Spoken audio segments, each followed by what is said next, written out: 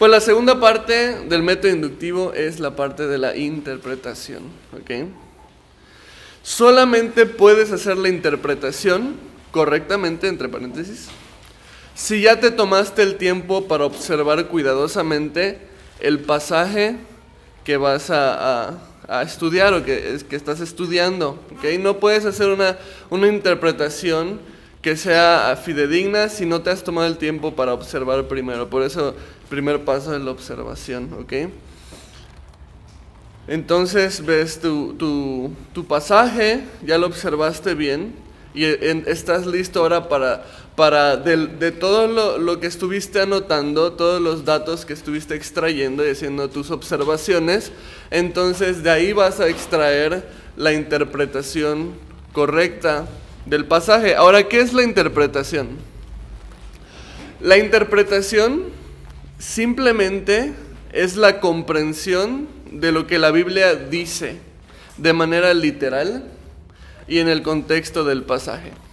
Al principio muchos batallan con la interpretación de un pasaje porque luego quieren empezar a dar explicaciones o quieren empezar a dar aplicaciones, pero la interpretación es más sencillo que eso. Simplemente es lo que la Biblia dice. Entonces la pregunta clave de la interpretación es: ¿qué significa el texto? Eso es lo que quieres saber. ¿Te acuerdas cuál era la pregunta clave de la observación? ¿Lo dijo Luis? ¿Qué dice? ¿Okay? La pregunta clave de la observación es: ¿qué dice el texto? La pregunta clave de la interpretación es: ¿qué significa el texto? Pongamos de ejemplo el pasaje que estudiaron con Luis. Acompáñame a Hechos 1:8. Ya hicieron un poquito de observación en este pasaje, no muy profunda, pero ya fueron haciendo las preguntas: qué, cómo, cuándo, dónde, quién, todo esto. Entonces vamos a ver Hechos 1:8. La interpretación es qué significa el texto, ¿verdad? ¿Quién me puede dar la interpretación de Hechos 1:8? Levante su mano, quien quiera participar. Sin miedo. ¿Qué dice el versículo? Pues que yo voy a recibir un poder de Dios cuando el Espíritu Santo venga sobre de mí, y eso va a generar que yo testifique de Cristo. ¿Se acabó? Esa es la interpretación, ¿ok? Por eso les digo, al principio nos quebramos un poquito el coco tratando de dar explicaciones y todo esto, y la interpretación bíblica es más sencillo. ¿Qué dice la Biblia? Recibo un poder de Dios cuando viene el Espíritu Santo sobre mí, que me da o que me lleva a testificar. Así de sencillo. ¿Quieres decir algo, hermanita? Okay. Nos damos cuenta que al interpretar no necesitamos hacer nada más sino explicar qué es lo que significa el texto en su sentido más literal. No necesito qué es lo que me dice el texto a mí, tampoco qué creo que significa o de qué maneras me habla. Simplemente qué es lo que literalmente el texto significa. ¿Ok? Hay 4 reglas generales para interpretar correctamente. ¿Ok? ¿Y las tenemos por ahí en la pantalla? Sí. ¿Ok? Para los que toman apuntes, espero que todos estén tomando apuntes. Interpreta literalmente, que es lo que acabamos de hacer ahorita, ¿van? Después, estudia en contexto. La escritura interpreta a la escritura, ese es un punto muy importante. Vamos a irlos viendo uno por uno, no te preocupes. Y el cuarto, el Nuevo Testamento tiene supremacía sobre el Antiguo Testamento. 4 reglas a seguir para tener una interpretación correcta de un pasaje y evitar caer en lo que muchos han caído de interpretar erróneamente o sacar versículos fuera de su contexto, ¿ok? Entonces, primeramente, ¿qué significa interpretar literalmente? Significa el pequeño ejercicio que acabamos de hacer. Hechos 1:8 dice: Jesús, que los discípulos van a recibir poder cuando el Espíritu Santo esté o caiga sobre de ellos, y entonces van a poder testificar en Jerusalén, Judea, Samaria y el resto del mundo, que es lo que ellos conocían, ¿no? Debo aferrarme a lo que el pasaje dice literalmente. No me voy a ir a espiritualizar en la interpretación, No, pues es que Jerusalén es su casa en donde viven, y Judea representa a tu vecino que vive a un lado, y Samaria representa tu municipio, y el resto del mundo tu estado, o algo por el estilo. En la interpretación no me voy a poner a espiritualizar, ¿ok? Esa no es una interpretación literal. Eso lo puedes hacer quizás en la aplicación. ¿Cómo aplica mi vida? Ah, bueno, pues mi Jerusalén a lo mejor sí es mi casa, ¿no? Y mi Judea a lo mejor sí es el vecino que todos los días estaciona su carro en la rampa de mi entrada y no me deja meter el coche, y Dios quiere que sea testigo a mi vecino. Ese es mi Judea, ¿no? Entonces, bueno, ok, pero esa es la aplicación. La interpretación no es esa, ¿verdad? La Biblia tiene que interpretarse de manera literal. Lo que la Biblia dice, esto es lo que significa, ¿sí? Ahora, hay veces que es difícil porque hay pasajes que se pueden malinterpretar, que requieren un poco más de estudio. Ok, por eso vamos a las siguientes reglas. La segunda regla me dice que la escritura se tiene que estudiar en su contexto. ¿Qué significa estudiar en contexto? Estudiar en contexto significa que antes de interpretar, debiste haber observado bien tu pasaje. Porque si tú sacas un versículo fuera del contexto en el que fue escrito, entonces vas a tener probablemente una interpretación errónea del pasaje. Yo no puedo agarrar de un capítulo un versículo y de ese versículo nada más hacer toda una interpretación, porque ese versículo va en un capítulo. Y ese capítulo va en un libro. Y ese libro va en el Antiguo o en el Nuevo Testamento. Entonces tienes que interpretar de acuerdo en dónde está localizado el pasaje que estás estudiando. Un ejemplo muy común de esto, vamos por favor, acompáñame en tu Biblia a Mateo 18:18 y vamos a ver de qué estamos hablando. ¿De qué manera se interpreta generalmente este versículo? Que lo que ate en la tierra es atado en el cielo, lo que desate en la tierra es desatado en el cielo. ¿De qué manera la iglesia comúnmente interpreta este versículo?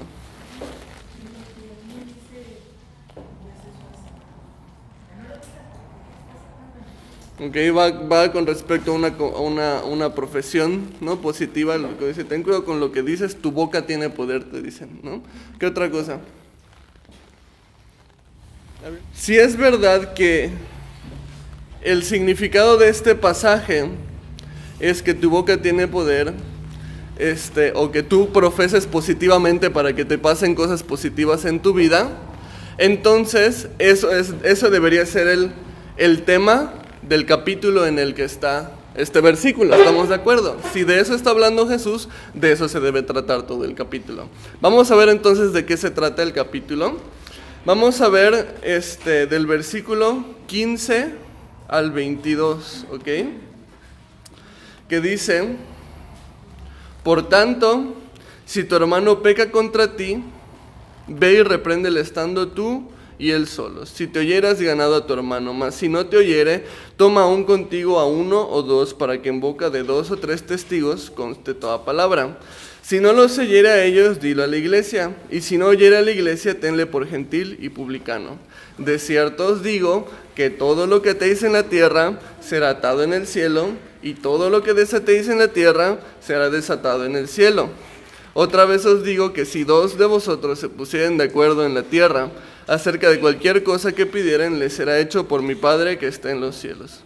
Porque donde están 2 o 3 congregados en mi nombre, allí estoy yo en medio de ellos. Entonces se acercó Pedro y le dijo: Señor, ¿cuántas veces perdonaré a mi hermano que pegue contra mí? ¿Hasta 7? Jesús le dijo: no te digo hasta 7, sino aún hasta 70 veces 7. Entonces, ¿de qué está hablando el contexto de este capítulo? De perdón y restauración, ¿verdad? Se centra en el perdón y la restauración por medio de la exhortación, ¿no? Te dice que tienes que exhortar a tu hermano, ¿no? Y te da un lineamiento, ¿no? Ve tú estando él solo, si no te oye, ve y llama 2, 3 testigos, para que en la boca de 2, 3 testigos conste toda palabra, y te empieza a explicar la manera en la que tienes que actuar cuando alguien peca en contra de ti, cuando alguien te ofende, cuando alguien te lastima, cuando alguien obra en contra de ti, ¿no? Entonces, ¿qué significa que lo que atemos en la tierra es atado en el cielo y lo que desatemos en la tierra será desatado en el cielo?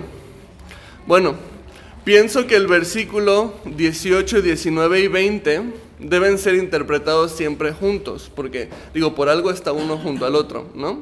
Fíjate, si leemos solo el 18, 19 y 20 nos da un poco más de claridad. Dice, de cierto os digo que todo lo que atéis en la tierra será atado en el cielo, todo lo que desatéis en la tierra será desatado en el cielo. Otra vez os digo que si dos de vosotros se pusieren de acuerdo en la tierra acerca de cualquier cosa que pidieran, les será hecho por mi Padre, subraya eso, les será hecho por mi Padre que está en los cielos, porque donde están 2 o 3 congregados en mi nombre, ahí estoy yo, en medio de ellos.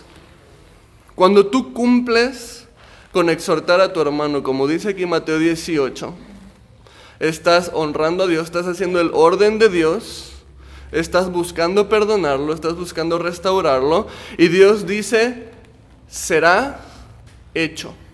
O sea, por eso te pedí que subrayes eso, será hecho. O sea, yo te respaldo, yo lo voy a hacer. Lo que tú ates, yo lo voy a atar también. Lo que tú desates, yo también lo voy a desatar. O sea, cuando tú, en lugar de reaccionar mal contra alguien que peca contra ti, lo que normalmente pasa, pues hablaste mal, pues vas a ver lo que yo voy a decir acerca de ti, eres con el hermano fulanito para que se esparza la noticia. Cuando en lugar de hacer eso, tú buscas perdonar a tu hermano y restaurarlo hablando con él, Dios dice, yo te respaldo. Si tú atas, yo ato, si tú desatas, yo desato, porque me estás honrando a mí y quieres perdonar a tu hermano, y yo lo voy a hacer. Porque donde están 2 o 3 congregados en mi nombre, yo estoy ahí en medio. Entonces, sí.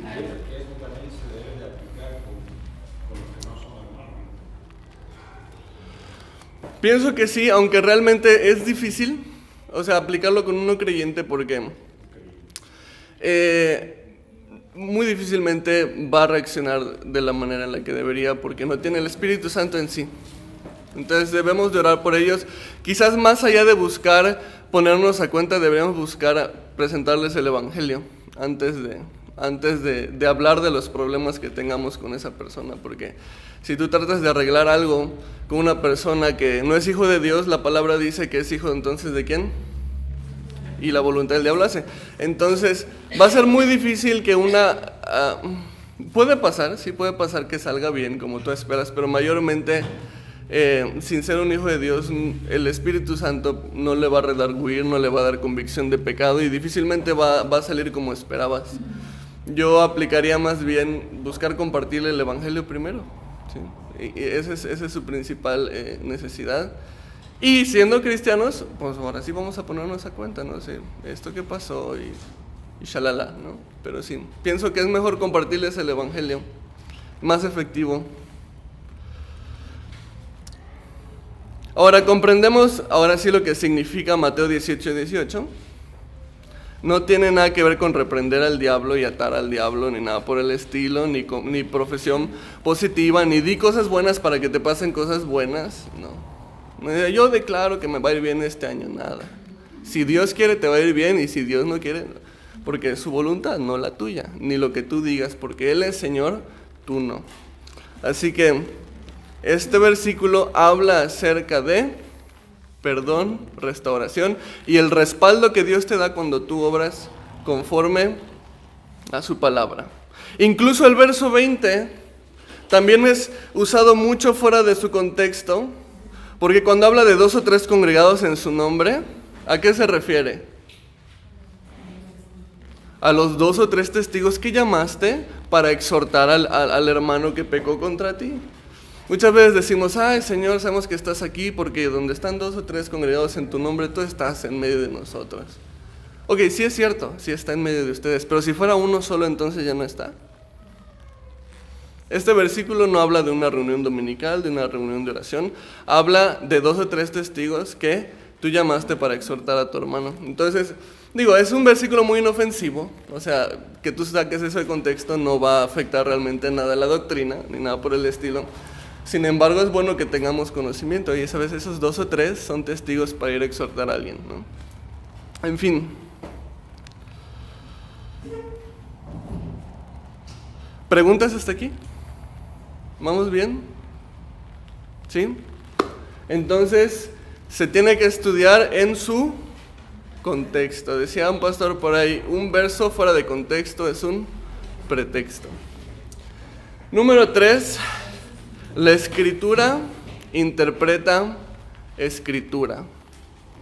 ¿Qué significa la escritura interpreta la escritura? Debemos interpretar siempre a la luz del resto de la palabra de Dios. La palabra de Dios es coherente, no tiene errores, no tiene contradicciones, ningún versículo va en contra de otro. Hay escrituras que no son muy claras, y entonces es bueno que cuando tú te topas con unos pasajes que dices, chispas, ¿y esto qué está diciendo? ¿O de qué está hablando? ¿Qué quiere decir?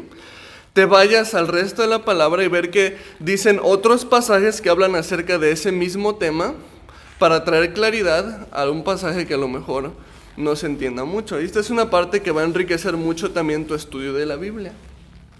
Un ejemplo rápido lo encontramos en Juan 14, del 13 al 14. Se lo puse creo que ahí en la pantalla, sí. Juan 14, 13 al 14. Muchos caen en una mala interpretación de estas palabras. ¿Qué interpretan muchas iglesias hoy en día de estos 2 versículos? Pero han caído muchos en malas interpretaciones, ¿no? Viendo que poniendo a Dios en un estatus como de como genio de Aladino, que me tienes que cumplir mis deseos, ¿no? O sea, y tú dijiste que lo ibas a hacer, ahora pues declaro mi carro y declaro mi casita y declaro mi cuenta de banco de ahorros llena y multiplicada para el siguiente año. Y pues ahí lo dice, que todo lo que pida Padre en nombre de Jesús lo va a hacer. ¿Lo dice o no lo dice? Entonces, la escritura tiene que interpretar la escritura. Yo no puedo tomar 2 versículos y sacarlos de la Biblia y decir, mira, esto dice aquí. Espérate, tienes que regresar esos versículos a la Biblia y decir qué más dice la Biblia acerca de este tema. Si es verdad que Dios te tiene que cumplir todo, porque el nombre de Jesús es la fórmula mágica para obtener todos tus deseos y cumplir todos tus sueños, entonces el resto de la palabra de Dios debería de decir lo mismo también, ¿verdad? Si esa es la interpretación. Vamos a ver otras escrituras que hablan de esto al respecto. Mateo 21, 22 está allá. Todo lo que pidieres en oración creyendo, lo recibiréis. Ok. Dice casi lo mismo, pero nos da una pista importante. Dice en oración. No es simplemente una confesión positiva, es que vengas a Dios en oración al respecto. No es declaro esto, decreto esto, es Señor, por favor. ¿No? Señor, ¿me das? O sea, cambia totalmente la actitud, porque la actitud de una declaración es yo hago que pase, y la actitud de la oración es me someto a ti, Dios.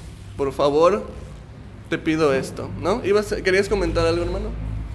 Nada más que yo creo que también debe ser de acuerdo con su voluntad. Así es, y para allá vamos. Entonces, este es el primer versículo, ¿no? Que nos habla acerca de la oración. Ahora vamos avanzando un poco más. 1 de Juan 5, 14 y 15. Y aquí vamos a lo que se me adelantó mi hermanito. Dice, y esta es la confianza que tenemos en Él, que si pedimos alguna cosa conforme a su voluntad, Él nos oye.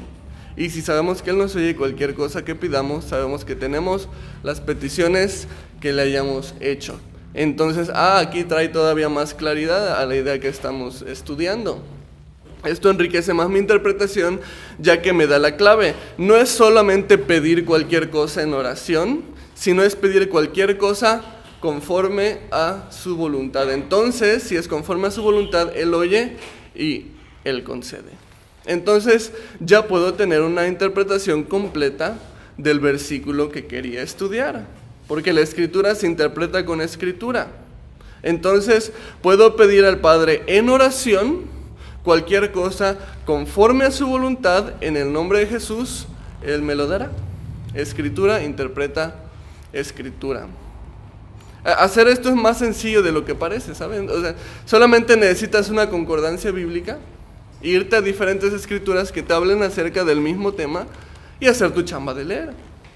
Pero si somos flojos para leer, como la mayoría de la iglesia se ha vuelto hoy en día, y lo que dice un pastor me lo creo nada más y lo tomo como cierto, pues es pastor, debe ser verdad, ¿no?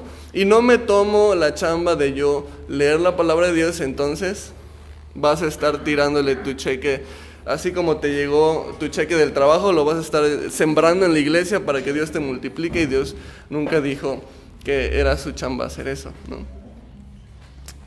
¿Dudas hasta aquí?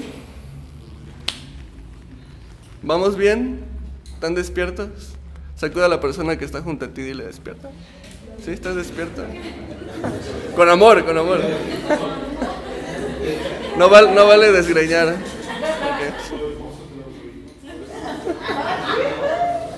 Ok. De la abundancia del corazón habla la boca. Bueno. La última regla de interpretación. La última regla de interpretación, si podemos regresar a la diapositiva por ahí, Yuli, de la última regla, es donde están las 4 reglas, si por ahí lo tienes, es que el Nuevo Testamento tiene la supremacía o la premura sobre el Antiguo Testamento, ¿ok? En el Antiguo Testamento vas a encontrar frases como ojo por ojo, porque era la justicia que dictaba la ley.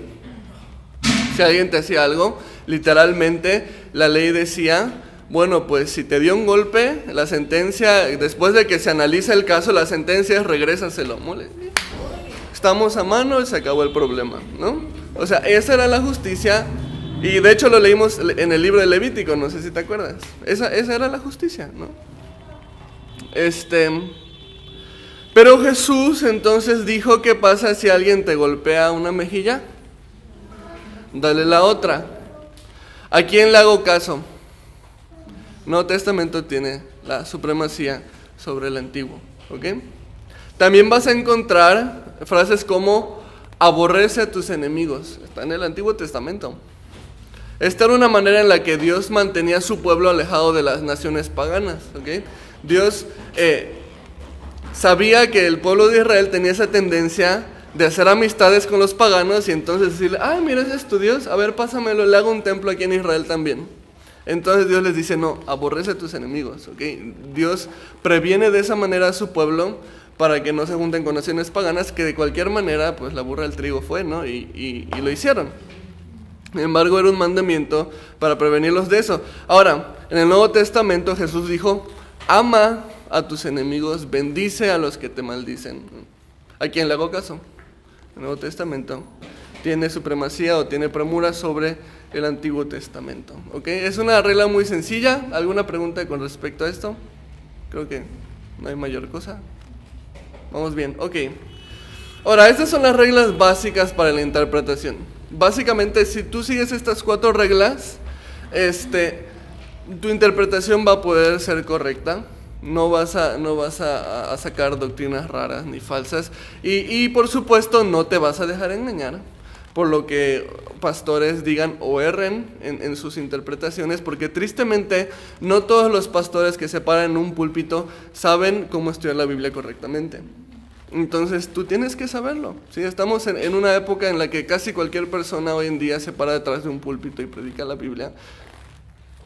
Y tú tienes que estar prevenido y tienes que saber decir, eso que está diciendo está bien, o sabes que eso que está diciendo, la Biblia dice otra cosa. Tenemos que aprender a saberlo. Ahora, hay otros 4 consejos extras que te quiero dar para el momento que tú estés interpretando, ¿ok? El consejo número 1 que te quiero dar es que interpretes tu experiencia de acuerdo a las Escrituras y no las Escrituras de acuerdo a tu experiencia. O sea, que tu opinión en la Biblia sale sobrando, ¿ok? Cuando la gente interpreta la Escritura de acuerdo a su experiencia se convierte en la autoridad y no en la Biblia. La palabra de Dios es la autoridad, no tu opinión, no lo que tú has vivido. Y debemos someter nuestra vida, nuestra experiencia bajo de la palabra de Dios, ¿ok? Ese es el primer consejo. El segundo consejo: no seas dogmático en donde la Escritura no lo es. Hay cosas en la Biblia que no son muy concluyentes. Debemos cuidarnos ser tajantes en algo en lo que la Biblia no está siendo tajante.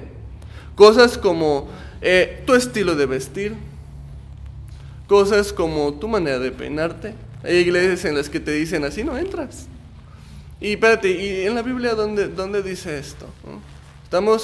Y dicen, no, pero es que tienes que tener un buen testimonio, tienes que dar una buena imagen a las demás. Sí, pero la Biblia no está siendo tajante en esto, ¿sí? O sea, no es algo doctrinal. Entonces tenemos que tener cuidado en no ser dogmático donde la Escritura no lo es. Cosas como el gobierno de la iglesia. Hay iglesias que se pelean. No, el gobierno correcto es el gobierno episcopal. No, el gobierno correcto es el presbiterio. La Biblia tampoco está siendo dogmática al respecto. Vemos ambas cosas en la Biblia. No seas dogmático donde la Biblia no lo es. No seas tajante en cosas que la Biblia no lo es, porque ahí caemos entonces en un legalismo.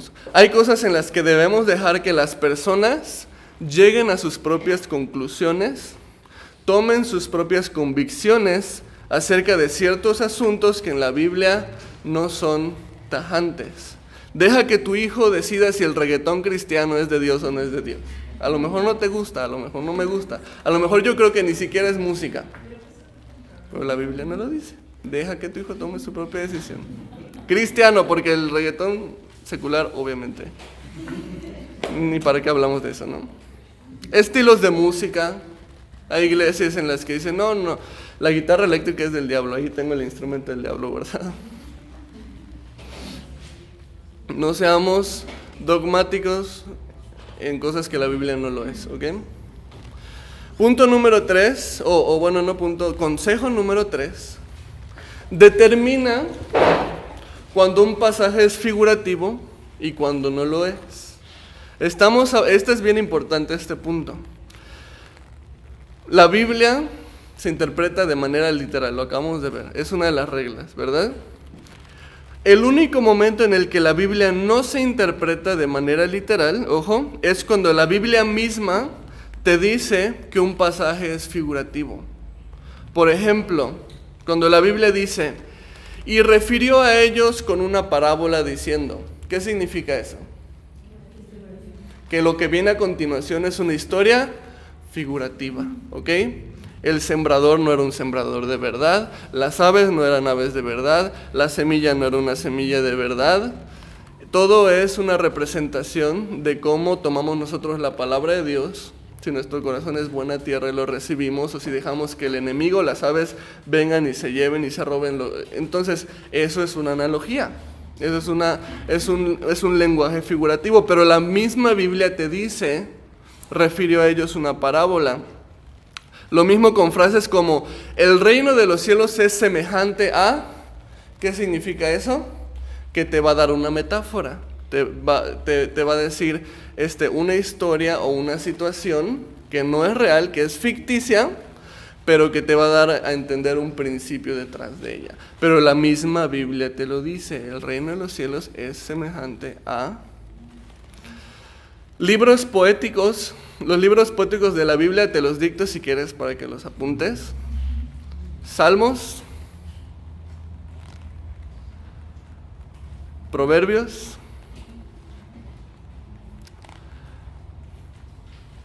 Eclesiastés,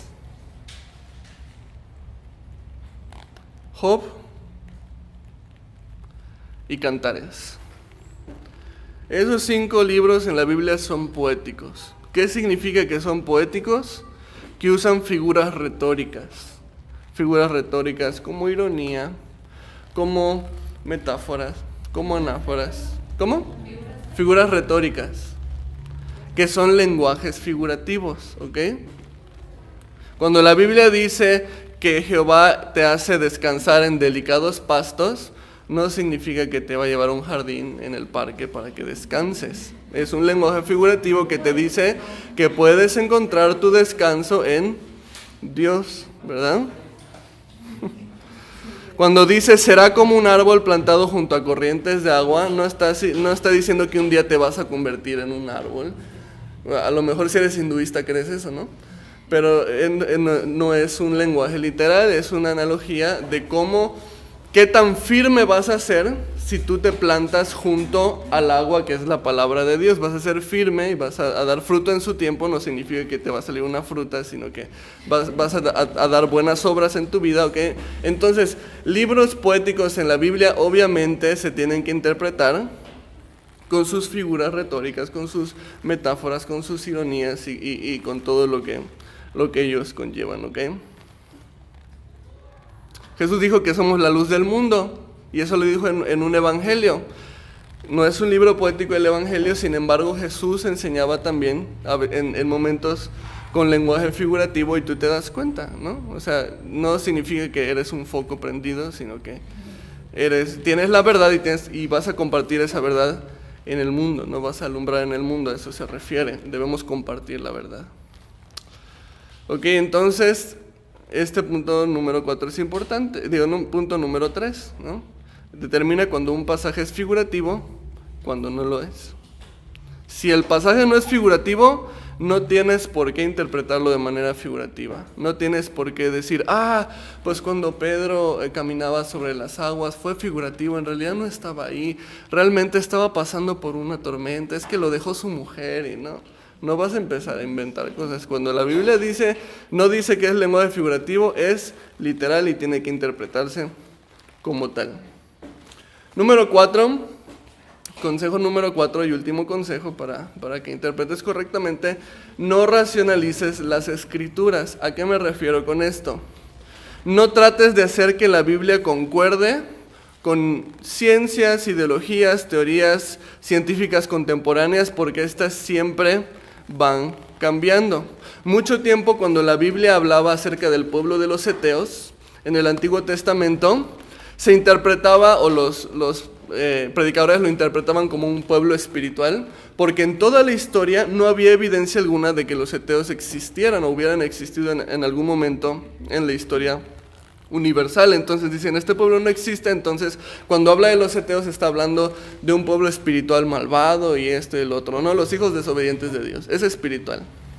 Pero resulta que en 1907 los arqueólogos encuentran las ruinas de la civilización de los heteos, y entonces dicen, no, pues fíjate que siempre no, si era literal. Entonces, no trates de racionalizar la escritura de acuerdo a los hechos o ideologías o filosofías actuales, porque esas cambian. Lo mismo pasó con Israel. En el libro de Apocalipsis se habla del pueblo de Israel, y el pueblo de Israel no existía 100 años atrás. ¿Me entiendes? Entonces decían, bueno, cuando Apocalipsis habla de que Israel va a estar ahí, está hablando de un Israel espiritual.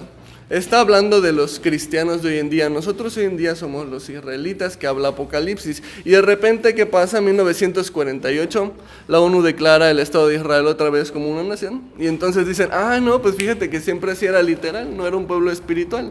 Solo que la Biblia sabía que Israel iba a volver a existir, nosotros no. Entonces, otra vez, no racionalices la escritura. No trates de acomodar la escritura a los hechos que se conocen hoy en día, porque la escritura va muchísimo más allá, ¿ok? ¿Preguntas?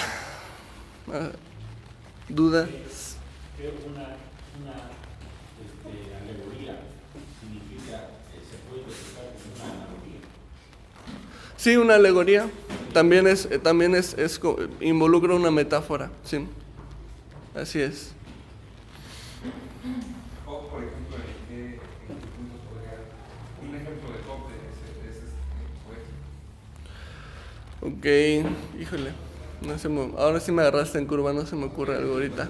Pero habla Job, pudo haber sido un dramaturgo ese vato, estaba sintiendo su dolor y híjole, usa mucho el lenguaje figurativo. Estoy seguro que casi cualquier versículo de que hablamos de Job vamos a encontrar Pero